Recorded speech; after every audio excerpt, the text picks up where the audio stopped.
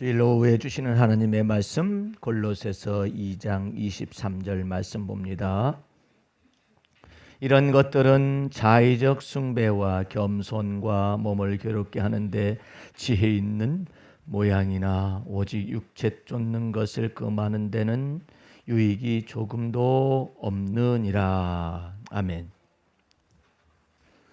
23절에 나와 있는 모든 내용들은 22절에 연결되어 있어요. 그 붙잡지도 말고 만지지도 말고 맛보지도 말고 하는 것이니 이 모든 것은 쓰는 대로 부패에 돌아가리라 하면서 사람의 명과 가르침을 쫓느냐.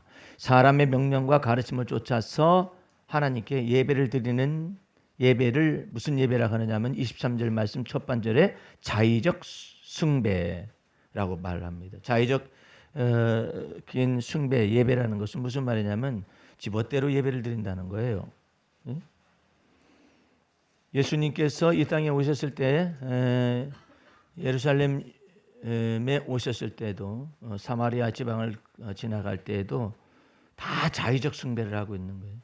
율법을 간직하고 있다고 말하는 예루살렘에서도 유대 예루살렘에서도 자의적 숭배를 자기 나름대로 자기 멋대로 하나님께 예배를 하고 있는 장면이 있었고 또 사마리아 사람들은 더 자기 멋대로 그래서 예배를 드리고 있는데 사마리아 사람들은 그리심산에서 예배를 자기 멋대로 드리고 있고 사마리아 이스라엘 사람들 유대 사람들은 예루살렘 성전이라고 말하는 곳에서 자기 멋대로 예배를 드리고 있는 예수님이 와서 보니까는 그 예배 예루살렘 예배의 중심자들이 누구냐면은 바리새인들과 서기관들이 법을 정해 가지고 하나님께 예배를 드리고 하나님께 합당한 생활하는 것이 이런 것이다라고 생각을 하면서 법 잡은 자들이 지 멋대로 그냥 예배의 규정을 정한 거예요. 예수님 와서 볼 때 그런 거예요.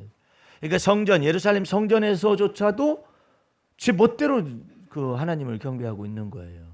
그러니까 예수님께서 너희가 너희 손으로 지었지 이거. 너희 손으로 지었으니까 너희 손으로 이걸 다 헐어라. 여러분들 그 예수님께서 예루살렘 성전에서 장사하는 자들 이거 내쫓으면서 노끈으로 내쫓으면서 내 아버지 집을 장사하는 집으로 만들지 말라 하면서 그 성전을 헐으라는 말이 나오잖아요. 여러분이 생각할 때는 내가 성전을 헐으리니 사흘 만에 다시 세울 것이다 이렇게 말하신 것 같죠? 우리는 그렇게 생각할 수 있잖아요. 그 성경을 자세히 보면은 너희가 성전 헐으라 그래. 예수님이 성전을 헌다라고 말한 적이 없다니까요. 그런데 예수님이 십자가의 빌라도의 재판을 받을 때 제사장들한테 재판을 받거나 그럴 때 신문을 받을 때 죄목이 뭐냐면 예수님이 성전을 헐으라겠다는 거예요. 그리고 율법을 폐하라겠다라는 거예요. 그런데 성경을 요한복음 2장에 정확히 보면은 너희 성전을 헐어라 이거예요. 그게 무슨 뜻이에요? 너희 손으로 이 성전에 마치 하나님이 계시는 것처럼 너희가 만들었지 않느냐 이 말이에요. 그러니까 너희가 헐어라 이 말이에요. 그러니까는 예수님께서 내가 성전을 헐러 왔다 이렇게 말을 하면은 예수님께서 성전을 허신 분이 되잖아요. 근데 어느 날은 그 요한복음 거기 한번 보실래요? 흥미있어요. 요한복음 2장에 보면은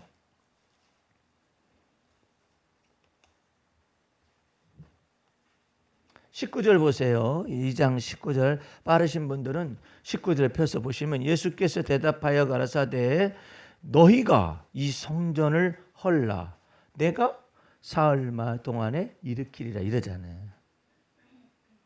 그렇죠? 예수님이 성전을 헐으라고 안 하잖아요. 예수님이 성전을 헐으라고 그랬으면은 예수님은 끝까지 두루킹인지 무슨 사건 같이 막 물고 늘어졌을 거예요. 막 물고 늘어져 가지고 예수님이 이렇게 성전을 헐으라겠지 않느냐. 에? 스데반이 순교를 당하는 데에 사도 바울로부터 율법 잡은 자들의 증인으로 세울 때에 스데반 속에서도 뭐라고 하냐면 성전을 헐고 모세의 법을 폐하라 한 자야. 거기를 따르는 예수라고 이렇게 제목을 정했어요. 그러니까 이 성경 말씀을 자세히 보면은 하나님이 얼마나 세심하게 이 말씀을 기록하고 있는가를 볼 수가 있어요. 너희가 너희 손으로 만든 그 성전을 헐어라 이거예요. 그러면 하나님께서는 뭐라고 하느냐면은 예수께서 직접 손으로 짓지 아니한 성전을 보여주리라 이 말이에요. 이해가 됐죠? 예? 그러니까 이런 내용들을 제대로 모르게 되면은 예수님이 성전을 헐러 오셨다라고 말하겠네요. 여러분 가운데서 진리 안에서의 자유를, 복음 진리 안에서의 자유를 여러분이 듣고 있는데 여러분 가운데 깜짝깜짝 놀라요. 제자 훈련 가운데서도 목사님, 예수 그리스도의 복음 진리의 말씀을 따라간다는 것은 율법에서 자유하는 거 아닙니까? 이렇게 말을 한다. 율법에서 자유하라는 말을 나는 하지도 않고 성경에서도 그렇게 쓰여 있지도 않아요. 율법의 멍에로부터 자유하는 것이지 율법으로부터 자유가 아니에요. 율법의 행위로부터 자유하는 것이고 율법의 멍에로부터 자유하는 것이지 율법에서 자유를 한다라는 것은 그러면 율법을 폐한다라는 내용이 되거든요. 율법은 폐하여지는 성격이 아니라 예수 그리스도의 은혜, 예수 그리스도로 말미암아 완성되어져 가지고 완성된 율법의 마침을 예수 그리스도께서 마침의 종지부를 찍는 거예요. 그러면 어디에서 어디 율법에서 완성해 가지고 어떻게 됐다는 얘기냐? 모세 율법에서 완성을 시킨 법이 그리스도의 율법이란 말이에요. 그리스도가 선포한 법이라 이 말이에요. 그리스도의 율법이라고 하면 사람들이 어디 또 그런 말이냐? 사도 바울이 그리스도의 율법 이렇게 딱 쓰고 야고보서 1장에도 자유케 하는 그리스도의 율법, 완전한 율법 이렇게 딱 써 있다고. 그런데 거기에는 왜 자유하게 하는 그리스도의 완전한 율법이라고 하느냐? 그리스도께서 그 율법을 완성시키셔서 마침이 되어 주셔서 예수 믿는 자를 의롭다 칭하셨기 때문에 율법의 목적이 뭐예요? 하나님 앞에서 완전한 의인으로 발견되어야 하는 거잖아요. 그런데 인간으로서 율법의 행위로서는 의로워질 수 있는 육체가 없기 때문에 예수께서 오셔서 완성된 율법을 선포하시고 완성된 율법의 마침이 되셔서 예수 마침이 되시기 때문에 예수 믿는 자를 하나님은 공식적으로 의롭다 칭하시는 거예요. 여러분들이 이런 내용들을 잘 아셔야 이단들과 사이비에 속한 사람들이나 아니면은 이와 같은 하나님의 말씀의 전체적인 윤곽을 이것을 다 모르는 사람들 앞에 얘기할 때 명확하게 얘기하는 조금이라도 이와 같은 것들에 관해서 아는 사람이 있으면 누가 그렇게 가르치더냐? 율법을 그러면 폐하라는 뜻이 아니냐? 이렇게 얘기할 수가 있어요. 율법을 폐하는 것이 아니라 예수께서 오셔서 율법을 완성을 시킨 거예요. 어떻게 해요? 살인하지 말라 하였었더니 모세를 통하여 살인하지 말라 하는 것을 너희가 들었거니와 너희 마음속에 미워하는 자는 이미 살인하였느니라 해서 더 양심의 법까지 선포되어지는 법을 통하여 모세 율법을 완성을 시킨 거예요. 마음속에서 미움을 품은 자마다 이미 살인했다라고 표현하잖아요. 그러니까 사도 바울은 겨우 자기가 율법에 의해 흠이 없었다라고 말하잖아요. 주님께서 보실 때는 아주 우스꽝스러운 거예요. 너 겨우 살인하지 말라고 해서 살인하지 않은 것뿐이잖아. 너 스데반을 죽이기 위해서 살기 등등 해가지고 예수 믿는 사람 잡아주기 쫓잖아. 이거 살기 등등한 것 자체가 넌 죽어 마땅한 죄인. 율법에 의해는 흠이 없을지 몰라도 그리스도의 완전한 율법 아래는 딱 걸려드는 거예요. 원수를 사랑하고 내 이웃을 사랑하라고 그러잖아요. 예? 그러니까 내 이웃을 사랑하라 한 것은 말이에요. 모세율법 속에 있는 거예요. 그런데 내 이웃이 원수가 될 수도 있잖아. 원수가 될 수도 있잖아요. 그런데 그 원수까지 사랑하라고 하니 인간으로서 불가능하죠. 그런데 어떻게 그리스도 예수의 복음 진리 속에서는 그게 가능하냐? 원수 갚는 것이 하나님께 있은즉 너는 선악간의 판단을 하지 말아라. 그렇게 하게 되면 네가 원수가 줄일 때 네가 판단하지 않기 때문에 악감정도 생기는 거 아니지 않느냐. 보복감정도 네가 주님께 맡기면 주님께서 보복하여. 그러니까 하나님께서는 하나님께 원수 갚는 것을 맡기면 하나님이 선악간에 판단하실 것이고 하나님이 보복하시겠다 이거예요. 그러니까 네가 선악간의 판단 네가 임의대로 하는 것과 보복하고 싶은 마음조차도 보복 감정조차도 주님 앞에 내어 맡길 수 있는 그 근거가 있잖아요. 그러므로 너는 이제 어떻게 되느냐? 예수 때문에 미련하게 된 것이지. 왜? 네가 선악간에 판단하지 않은 것 때문에 이미 미련하게 된 거예요. 더군다나 네가 보복 감정으로 남에게 보복하고 싶다. 뭐 이에는 이고 눈에는 눈이었었잖아요. 율법상에 있어서는 율법의 보복 사상이 눈에는 눈, 이에는 이였었잖아요. 그런데 보복하지 말라고 그러잖아요. 어떻게 보복이 안 되느냐 말이야. 누군가 날 위해서 완전한 보복을 시행해 줄 수 있다면 내가 보복할 필요는 없겠죠. 그러니까 하나님께서 이처럼 말씀하셔요. 원수 갚는 것이 내게 있다. 원수 갚는 것이 내게 있다는 말은 하나님께서 선악간의 판단을 그 원수에게 정확하게 할 것이고 그 원수에게 정확하게 한 것에 끝나는 것이 아니라 보복까지도 완벽하게 하겠다. 나는 그 무슨 좌파도 아니고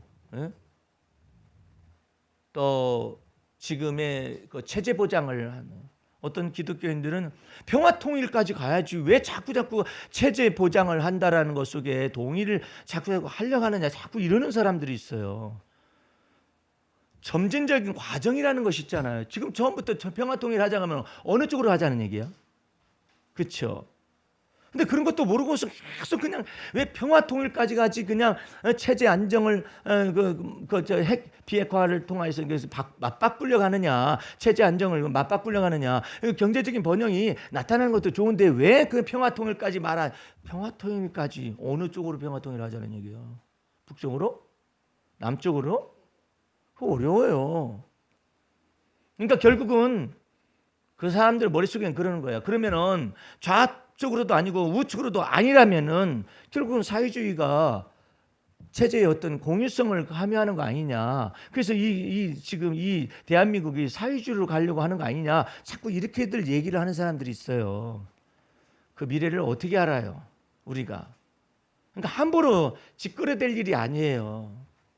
하나님께서 우선 지금 비핵화를 통하여 그리스도의 평화가 한반도에 일단은 있어야 할 게 아니야. 통일이 됐든 뭐가 됐든 간에 먼저 전 단계가 그리스도의 평화가 이 한반도 속에 나타나되 평화가 나타나는 비핵화라는 전제 속에서 완전 무결하고 돌이킬 수 없는 비핵화가 나타나질 수가 있다면 전에보다 훨씬 낫잖아. 예? 딱 저기 핵폭탄과 미사일 때문에 다 도망가고 이민 간 사람들은 뭐야? 예? 그런 사람들이 바깥에서 또 그래요. 여기 살고 있는 사람은 뭔데? 다 죽으라는 얘기야 그러면? 그래가지고 미군들과 군속들이 특별히 미군들은 그냥 미군들이니까 군속들이 전부 다 탈출하는 훈련을 한다는 것이지. 우리는 뭔데? 여기서 죽어 그냥 우리는. 근데 왜 이미 나간 사람들이 엉뚱한 말을 하느냐 말이야. 그것도 예수 믿는 사람들이 하나님의 뜻과 하나님의 마음과 하나님의 세계 경영을 위한 그 마인드를 가지고 거기에 맞춰서 하나님께서 지금 이 한반도 속에서 하나님의 주권적인 역사가 강권적으로 지금 임재하고 있다라는 것을 그것을 통하여 하나님의 사신들이 되어가지고 모든 각국 속에서 여러 강대국 속에서도 이와 같은 것을 평화 협의를 하기 위해서 일을 하시고 계시는구나 이렇게 믿으면 될 걸. 왜 저기 체제를 보장해 주려고 그러냐? 저런 나쁜 놈의 자식을 살인을 저지르고 그런 사람들을 왜 저렇게 체제를 보장시켜 주려고 하냐? 거기에 막 꽂혀가지고요, 막 거품을 물고 막 얘기를 하는 거예요. 그러면 계속 이렇게 맞대응해가지고 있는 거예요. 예? 그게 원하는 거냔 말이에요. 그것도 아니면서 그냥 말만 그냥 늘어놓고. 하나님께서 시온의 대로를 이렇게 열어놓으실 때 그 평화의 대로를 열어놓으시고 여호와의 대로를 주님께서 딱 열어놓으실 때 거기로 들어가서 부지런히 하나님께서 주시는 여러 가지 다양한 조건들을 다 받아들여 가지고 주님께서 허락하실 때 이게 굉장히 중요한 거예요. 트럼프는 나름대로 자기 나름대로 맘먹고 계획하는 것들 때문에 모든 것이 이루어진다. 그러니까는 민주당 쪽에서 트럼프는 공화당 쪽이잖아요. 민주당 쪽에서 저 사람이 경제만 하는 사람이 정치는 하나도 모르고 경제만 하는 사람이 뭘 그냥 북미 미북 정상회담에 관해서 무슨 말 할지 모르겠다고 나이가 들어가지고 기억력이나 있을지 모르겠다고 하니까 이 말을 꼬집어 댄 거예요. 성질나게. 에? 경제만 할지 뭘 한다고 이렇게 이제 꼬집어 댄 거지. 그러니까 트럼프가 화가 난 거예요. 나는 평생 이것을 위해서 기도해 왔고 평생 이것을 위해서 준비해 왔다고 그런 거야. 뭘 평생이야. 언제 평생 했었대. 그러면 어렸을 때부터 다윗이 마침내 이와 같은 비전을 보는, 그리스도의 비전을 보는 것처럼 평생 트럼프가 태어나자마자 주 앞에서 너는 남북의 평화 통일을 위하여서 그리스도의 평화가 임하기를 위해서 너는 예비되고 책정된 그릇이니라 이렇게 해가지고 뭐 받았다는 얘기, 모았다는 얘기야. 평생이 성질 나가지고 난 평생에 준비했다. 평생에 준비했다. 아이고. 그러면서 오면 한다는 얘기가 뭐냐면 내가 북미 정상회담에 이렇게까지 15박스나 되는 그것을 공부를 해야 한다고. 이것을 다 알아야 한다고. 왜 당신이 해? 밑에 있는 사람들이 다 할 것이고 당신은 도장만 찍든지 서명만 하든지 그러면 되고 대세적인 틀을 다 마련하는 것이 그냥. 그래서 저기 다른 사람들이 고위급 회담들을 미리 해오고 있었잖아요. 며칠간 판문점에서도 하고요. 며칠간 고위급 회담을 했어요. 북한과 미국의 고위 관리들이. 그 가운데 우리나라 성김 전 주한미 대사도 있었었고, 그 사람 다 민주당 사람들이었거든요. 안 쓰려고 막 그랬는데, 아니 이거 하려다 보니까 이 양쪽 말을 다 할 줄 아는 사람이 있어야 하잖아. 한국말도 하고 그다음에 영어를 완벽하게 구사할 수 있는 사람이 있어야 하잖아. 그 사람으로서 적합한 사람이, 성김 그 사람처럼 적합한 사람이 어디 있겠어요. 그러니까 영어로만 막 얘기하다가 북한 사람들 자기네들끼리 얘기하잖아. 다 알아들어. 그러니까 그런 사람을 갖다가 붙여가지고 고위급 회담에 있어가지고 그 사람들이 다 지금 준비해놓고 가서 서명만 하는 건데 뭐 15박스를 공부를 하고 알면 얼마나 해. 15박스 공부하느니 차라리 보좌관이 와가지고 다 설명하는 게 나아요. 이것은 이렇게 하기로 해서 몇 가지 서명하는 것은 이렇게 딱딱딱딱 있으니까 그 서명을 한번 제대로 한번 같이 보시고 그 다음에 그 서명하시면 됩니다. 이러면 되지. 뭘 15박스를 나이 들어가지고 70이 넘은 사람이 막 그걸 보고 앉아 있어요. 예? 그러니까 하나님께서 행하시는 일이 참 묘한 역대기에서 보면 이런 말씀이 있어요. 70년 바벨론 포로가 딱 기한이 에레미야를 통해서 예언되고 계시던 말이 그냥 딱 차게 되었을 때 여호와 하나님께서 고레스 왕의 마음을 감동하시어서, 그 고레스 왕의 어머니는요, 그 메대에 거기에 그 공주의 아들이었었는데, 공주가 고레스를 낳기 전에 꿈을 꾸면은 그냥 오줌을 싸는데, 오줌이 막 싸가지고 그냥, 우리나라에도 그런 비슷한 꿈 있잖아요. 뭐 누가 오줌을 쌌더니 다 재난을 맞이했다고. 이 공주가 오줌을 쌌는데 그 오줌이 막 세계로 흘러 들어가 가지고 세계가 다 홍수가 난 거야. 꿈에. 그래 가지고 그 꿈을 갖다가 이제 얘기를 했어. 얘기했더니 아바마마가 듣고서 얘가 아주 그냥 보통 아이가 아니라 무슨 오줌을 쌌는데 세계가 다 졌냐. 응? 그래 가지고 얘는 무서운 아이다. 그래 가지고 얘는 시집을 보내는데 저 변방에 이제 열왕들이 있으니까 거기 아주 촌구석에다가 시집을 보내서 거기서 살게 해야겠다 해가지고 이제 거기서 있게 돼요. 거기서 자랐어요. 고레스가요. 근데 나 거기서 나와가지고 자라게 됐어요. 자라게 되니까 뭐 아주 조그마한 소국에서 열방 소국에서 그렇게 뭐 있어봤자 무슨 세력이 있겠어요. 근데 하나님께서 일을 행하시는 거예요. 일을 행하셔가지고 마침내 메디아를 정복하고 바사의 왕으로 등극을 하게 되는 절차가 있어요. 그런 비사가 있는데 그때 하나님께서 말씀하시는 거예요. 고레스야, 너는 나를 알지 못하였어도 나는 너를 알았노라. 너는 나의 칭호를 모른다. 나는 너를 알았노라. 내가 너를 이스라엘의 목자요, 이스라엘의 기름 부은 왕으로서 너로 하여금 이스라엘을 위하여서 너를 갖다 세웠다. 이렇게 말씀하셔요. 그러니까 하나님께서 고레스 왕이 자기는 아직도 하나님 모르거든요. 근데 나의 목자, 하나님께서 너는 나의 목자, 내가 기름 부음 받은 종이니라. 무엇을 위해서? 이 이스라엘의 바벨론 포로에서 해방시키기 위해서 내가 너를 세웠노라. 땅 끝에서부터 땅까지, 그냥 막 저 동에서 서해까지, 해 뜨는 곳에 해 지는 데까지 모든 나라를 주재하는 나 여호와 한 분뿐이니라 하면서 그 고레스 왕의 손을 붙잡고 내가 열국들의 모든 보물과 열국들의 모든 걸 다 열어젖혀 가지고 굴복시킬 것인데, 이 모든 거 전부 다 너 먹으라고 한 것이 아니라 이스라엘 백성들이 다시 귀환할 때 전부 다 그 흑암 중에 숨은 보화와 재물들을 다 안겨가지고 보내도록 해라, 이 명령을 내린 거예요. 그것을 떠나서 어떤 조건도 없이, 예? 마치 출애굽할 때 금은 보석을 구하는 대로 막 다 뺏어왔잖아요, 애굽의 보물들을. 그런 것처럼 어떤 조건도 붙이지 않았어요. 다 가라. 예. 그리고 가게 된 거예요. 그러니까 가라 모세라는 말이 있잖아요. 근데 그것처럼 여호와의 명령이 떨어지니까 여호와 하나님께서 고레스의 마음을 감동시킴에 저가 이스라엘을 바벨론 포로에서 해방시키셨어요.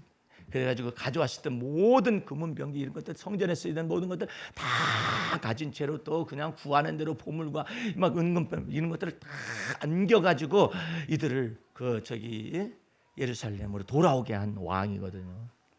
하나님께서 열왕들의 마음속에서 어떤 우리가 생각지도 못한 그런 판단과 하나님의 계시가 있었는지 모르지만 70여 년이 지난 이와 같은 6.25 이후에 70여 년이 가까운 이와 같은 시대 때 놀랍도록 하나님께서는 열왕들의 마음들과 같이 주권자들의 마음을 감동시켜가지고 이것을 지금 이 북미 평화회담에 남북 평화회담에 이와 같은 이 평화회담을 열어서 그리스도의 평화가 임하게 하라고 하잖아요.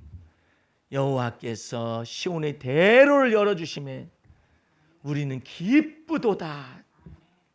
여러분들 선거 이번에 지방선거 하는데 공교롭게도 지방선거 있고 난 다음날 전날 북미 정상회담 있잖아요.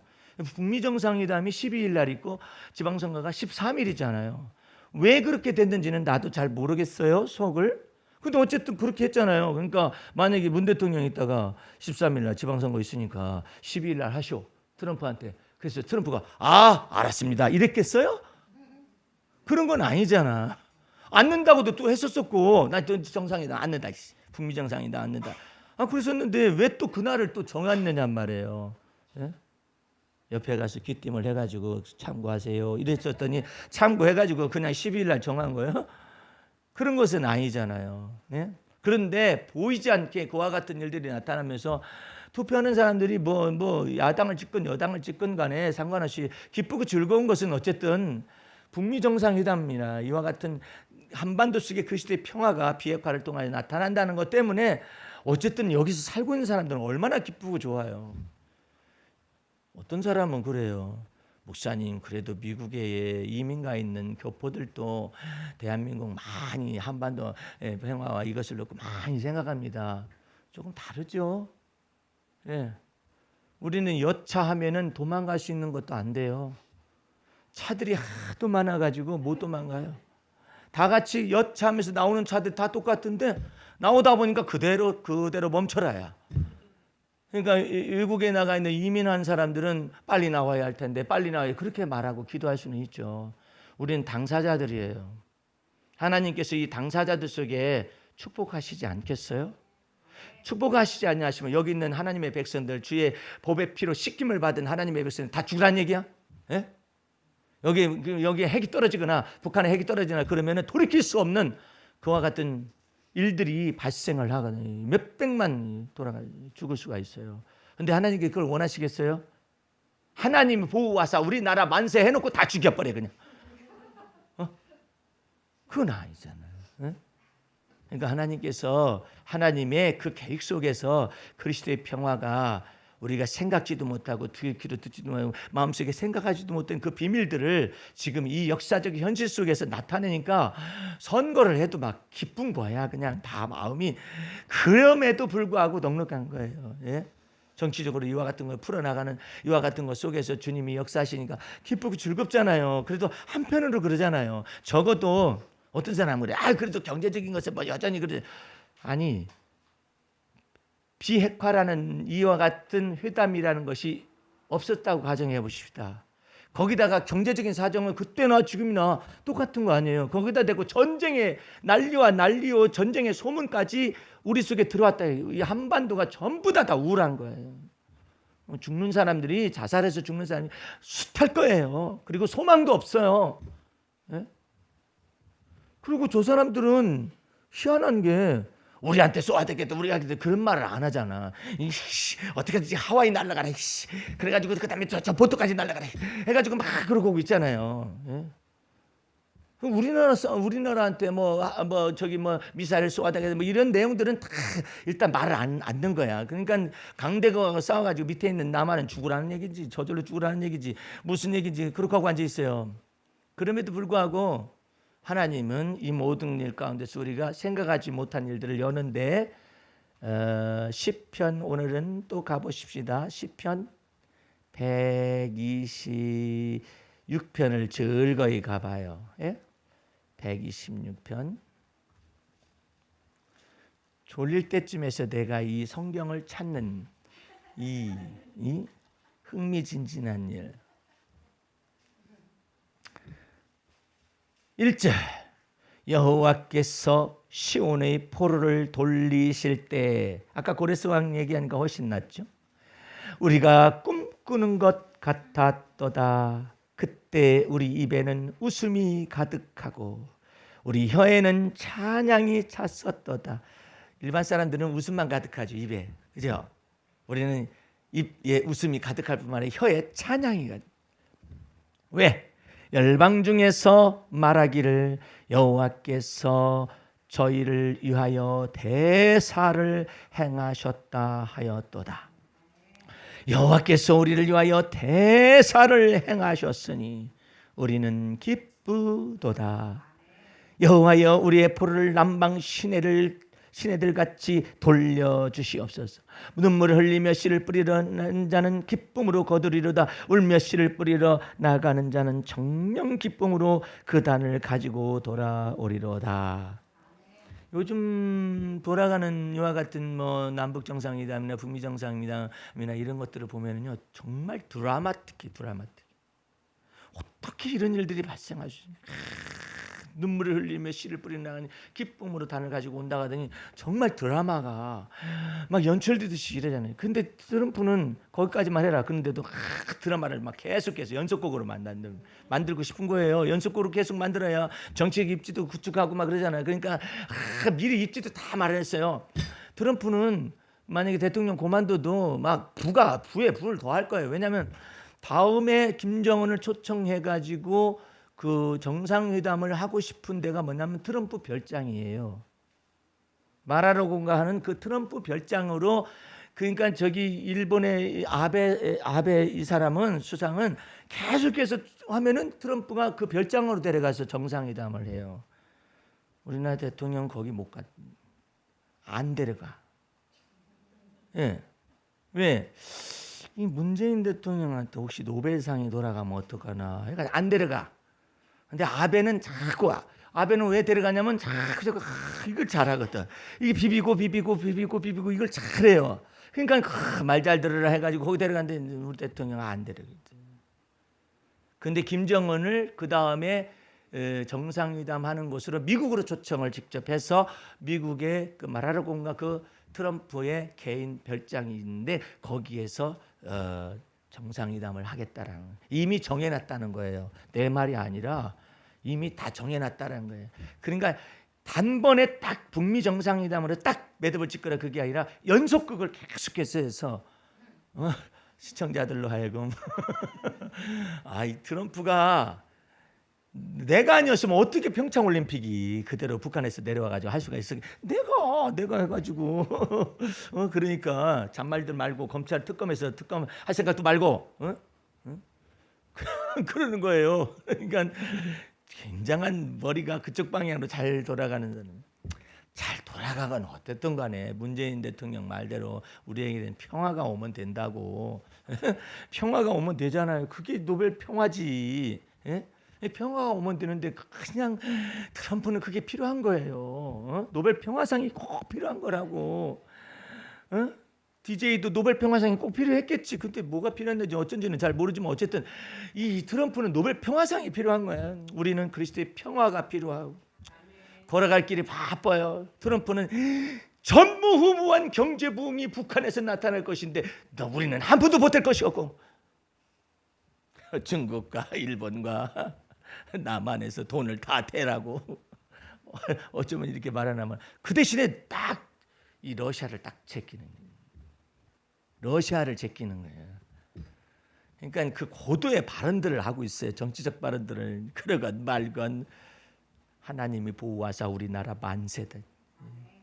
우리는 하나님께서 우리를 이 한반도를 통하여서 하나님께서 일하시고자 원하는 이 대륙의 이 복음 선교의 진출을 위하여서 땅끝까지 그리스도의 복음의 말씀이 증거되게 하는 그와 같은 원대한 목표를 위하여서 주님께서 일을 행하시고 지어 성취하시고 우리가 알지 못하는 크고 비밀한 일을 나타내실 것을 믿는 믿음 안에서 기뻐하고 즐거워하는 것이죠. 할렐루야. 우리가 뭐 여당도 아니고 야당도 아니고 좌당도 아니고 우당도 아니고 우리는 예수를 믿는 믿음의 사람들이고 하나님의 사람들이고 성령의 사람들이니까 예수 그리스도의 날개 그늘 아래서 우리는 안식을 누리고 쉼을 누리고 주님이 주신 그 잔의 소득뿐만 아니라 잔의 소득뿐만 아니라 주님이 우리에게 주님이 주신 기업의 분깃을 얻게 하시고 할렐루야. 저기는 놀라운 여자야. 나오미라는 여자도 놀랐고요. 루시라는 며느리도 놀라운 거예요. 이 루시라는 이 여자가 한편으로 보면은요, 이 자기 자신의 팔자와 운명을 바꿔버리기 위해서 엄청난 말을 막 해대는 거야. 지금 자식도 없는데, 자기 후대를 이어줄 자식도 없고, 남편 죽었고, 그 다음에 그 형님도 죽었고 뭐 다 죽었어. 남자라는 씨가 없어요. 근데 이 여자의 마음속에 시어머니 나오미의 믿음을 보았어요. 행실을 봐서는 다 망한 집안에 뭐가 소망이 있겠어. 근데 그 믿음을 나오미의 믿음이 무엇일까? 뭐 때문에 나오미는 이 죽어가는 순간에 남편 잃고 자식 두 아들을 다 잃어버린 순간 속에서도 왜 이 믿음 하나만을 가지고 있을까? 이 하나님께 대한 믿음이 뭘까? 그것을 다 듣고 난 다음에 이 여자가 이것이다 해가지고 딱 참는 거예요. 그게 뭐냐면은 나는 여호와 하나님의 백성이 되기를 원하고 거기서 끝나지 않아요. 이 여자는. 그래서 무서운 거예요. 이 여자는 백성으로 끝나지 않냐고 나는 하나님의 백성에게 주시는 바 그 기업을 반드시 얻겠다. 이야, 거기까지 멀리 보는 거예요. 어머님의 하나님이 나의 하나님이 되고 할렐루야. 어머님의 백성이 나의 백성이 되면 어머님이 하나님만 얘기하지 왜 백성까지 물고 들어가. 근데 자기는 백성이 아니잖아요. 근데 그 백성의 엔트리까지 들어가고 싶다. 믿는 거예요. 어머님의 백성이 나의 백성이 되며 어머님 가시는 곳에 나도 가고 어머님 죽으시는 곳에 나도 장사되어져 것입니다. 그 기업까지 바라보고 있는 여러분, 하나님이 주신 분깃은 예를 들어서 이명철 씨가 죽었었더니 분깃을 자식의 이건희 씨가 죽고 난 다음에는 언제 죽을지 잘 모른다고 그러던데. 예, 언제 죽을지 모른대요. 우리가 죽고 난 다음에도 살아 있을 수도 있대요. 예, 어쨌든 죽으면은 그 다음에 이제 그 후대에게 이렇게 분깃을 넘겨주는 이런 분깃하고는 조금 달라요. 이것은요 창세기 1장에서 말하는 바 땅을 정복하고 땅을 다스리고 그 정복하고 이와 같은 모든 땅에 복을 주는 거거든요. 땅에 복을 주는 것인데 우리의 기업은 좀 달라요. 우리는 두 가지예요. 하늘의 이슬과 그다음에 땅의 기름짐의 복이에요. 그래서 다른 사람들은 뭐냐면 이 땅의 기름짐의 축복을 받는 거예요. 이 땅에 속한 모든 땅을 정복하고 땅을 다스리고 어쩌고저쩌고 하는 이것을 다 받는 것이거든요.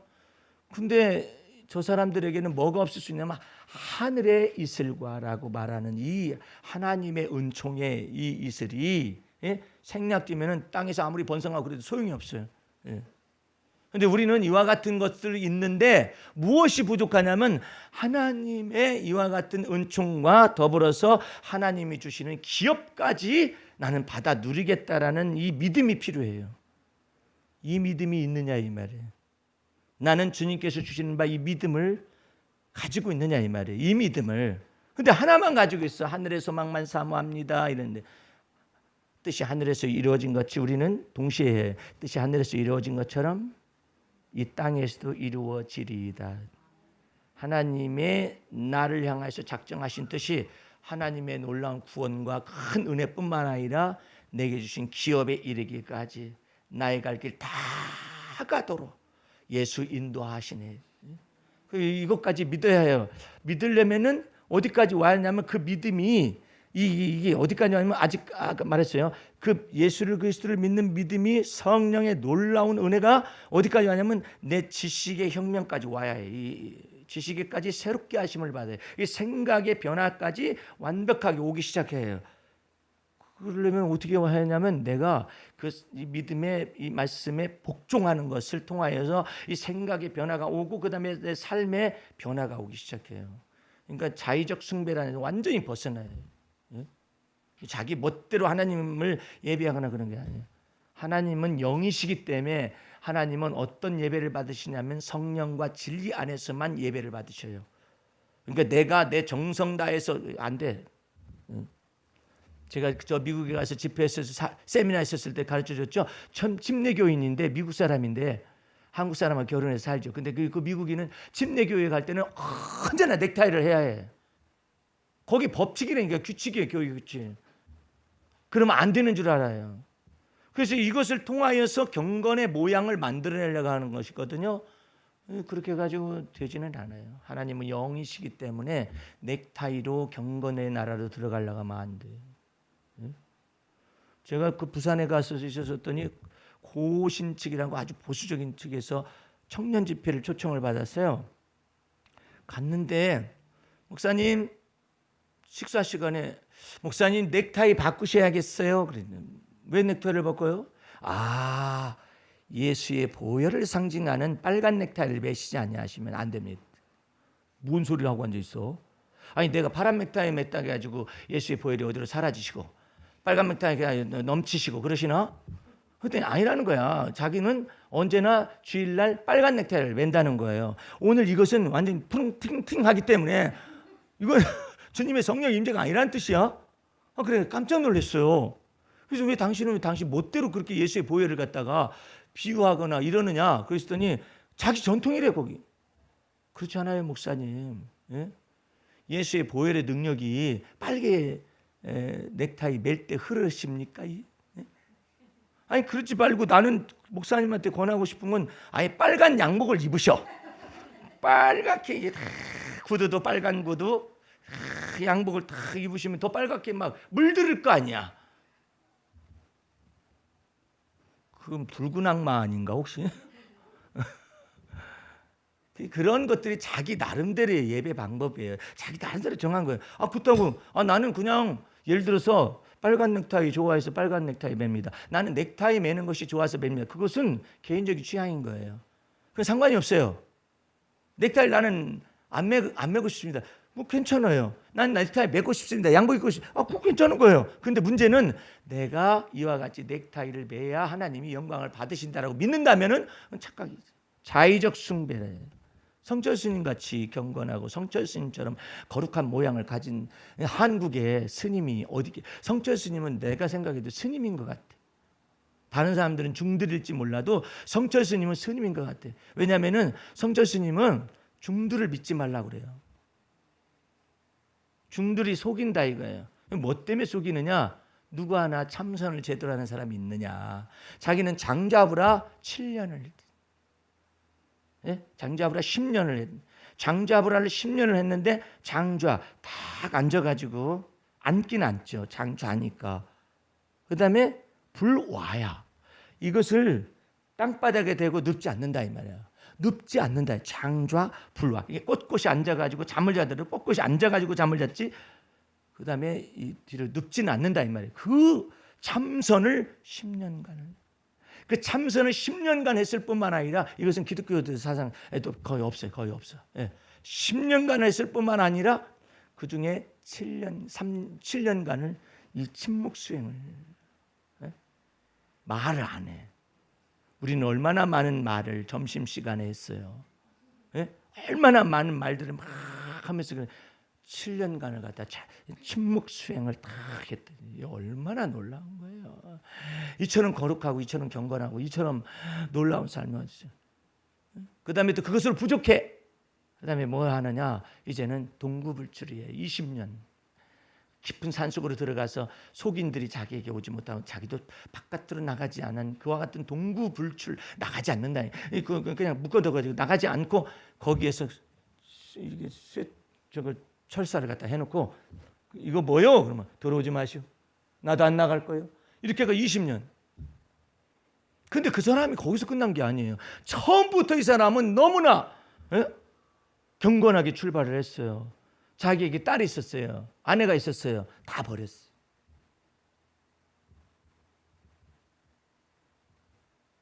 예수님의 말씀에도 비슷한 것이 있는 듯이 보이죠. 나와 복음을 위하여 아내나 남편이나 자식을 버리는 자는 이 생에서 더 많이 받고, 이 사람이 이걸 실천하려고 그러는 건지 하여튼 다 버렸어. 입산수도한 거예요. 나를 아버지라고 부르지 말아라. 내 스님 이렇게 하는 거예요. 나를 남편이라고 부르지 마시오. 내 스님 이렇게 되는 거죠. 그렇게 해가지고 했는데 얼마나 놀라요. 그런데 그 성철 스님이 두 가지 것을 얘기하잖아요. 부처님, 당신은 본래로 마귀라고. 그렇게 얘기를 깨달았어요. 그 내가 하는 말이 아니라 그게 다 성철 스님의 저기 어록에 다 있는 내용이에요. 또 뭘 깨달았냐면 내가 수많은 남녀의 무리를 속였을 뿐만 아니라 내가 무한 지옥에 떨어지니 그 한이 천갈래 만갈래 되는도다라고 얘기를 했어요. 그러니까 다른 스님들이 해석을 하는 거예요. 그것은 성철 스님이 지옥에 떨어진다라는 의미가 아니라 성철 스님이 지옥에 있는 중생들을 건져내기 위해서 잠시 방문하시는 거죠.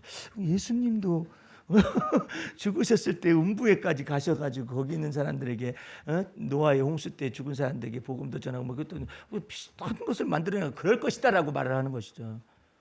근데 깨달은 것이 그것이 바로 어떤 세계냐면 열반의 세계라는 것이죠. 그게 성철 스님이 나오는데 그는 왜 열반하지를 못하느냐 이 말이에요. 그 까닭은 자의적 숭배. 하나님은 영이신데 성령과 예수 그리스도의 은혜와 진리 안에서 예배를 할 수 있어야 하는데 그 예수 그리스도의 은혜와 진리가 뭐예요? 예수 그리스도의 보배 피의 권세와 능력이잖아요.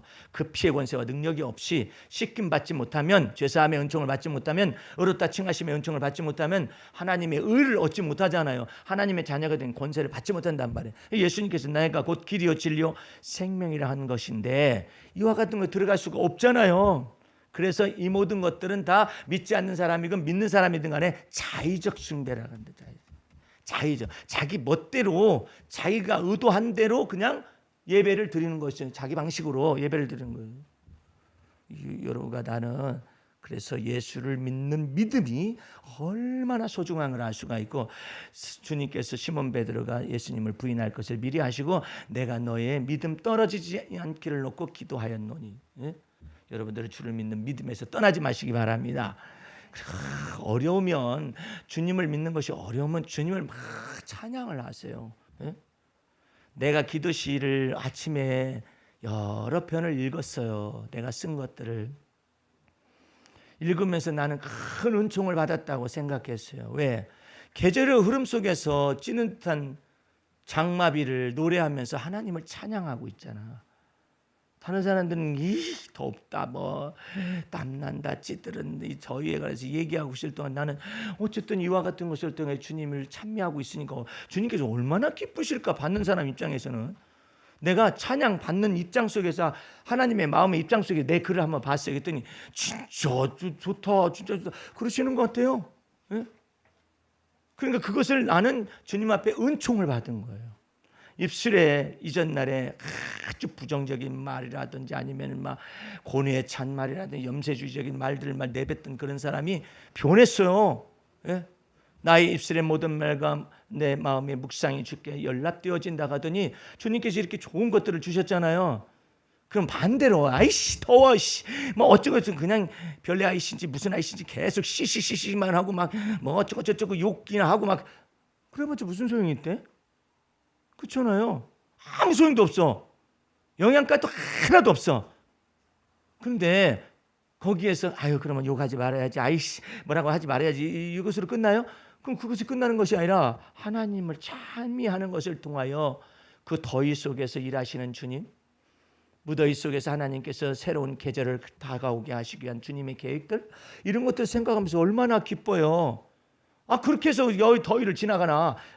어쩌 지금 욕을 해대끼고 막 지나가나? 뭐 지나가는 건 마찬가지 세월인데 뭐 주님을 찬미하면서 주님의 뜻을 갖다 알아가면서 그 속에서 찬미와 영광을 돌리니 얼마나 감사한 일이에요. 그래서 나는 주님 앞에서 그런 은총을 받았다는 것 때문에 너무나 눈시울이 붉어지고 감사했어요. 내게 이와 같은 언어의 능력을 주시고 그 언어가 왜 어디서 이렇게 말이 어디서 이렇게 쏟아나온다냐? 이게 철 따라 여름을 입은 계절은 어디 계절이 여름을 입었나? 여름이 계절을 입었나? 근데 어떻게 이런 말들이 나온다냐? 내가 연구해가지고 시어를 연구하기 위해서 연구하기 위해서 또 노력하고 이런 것도 아니잖아요. 에? 그냥 연필 잡고 감동을 받아 쓰기 시작하면 이렇게 글들이 나오니 이거 참 희한한 노릇이다. 희한한 놀라운 일이다. 얼마나 감사하냔 말이에요. 근데 내가 예를 들어서 본래가 그렇게 마음밭이 이쁘고 아름답고 뭐 이렇게 그런 사람이라면 안 놀래요. 내가 나 자신이. 우리 주님께서 나 처음에 성령의 은사 받아가지고 역사하고 막 그럴 때 우리 주님께서 저기 그 벌교라는 곳에 가서 기도원에 가가지고 7주 연속 집회를 했었는데 내가 강사로서 이제 강사방에 있으면서 떡큰 시다는데 거기 기도원에 바로 앞에 보면은 갯벌이에요. 우리 주님께서 나한테 분명히 내게 마음속에서 크게 얘기하셨어요. 너는 갯벌 출신이다. 내 아내는 진주라고 그러더라고. 그때 당시에 이해가 안 되는 거야. 아니 뭐 구원의 확신도 별로 없던 사람이던 그러고 보니까 그때 당시에는 근데 무슨 진주죠 그랬더니 구원의 확신에 대하여서 말로 표현할 수 없어서 그런 것이지 구원의 확신이 없는 것은 아니었다. 해석을 하시는 거예요. 네? 너는 구원의 확신을 말로 잘 표현할 수 있지 않니? 근데 그거 말고 마음밭 말이야. 마음밭. 그래서 저는 갯벌에서 나오는 바지락이고 제 아내는 그 진주입니까? 그랬더니 악에는 어린아이다. 악에는 어린아이다. 그 부분을 두고 얘기하시는 거더라고요. 아하, 그래요? 저는 뒷담화가 있는데요.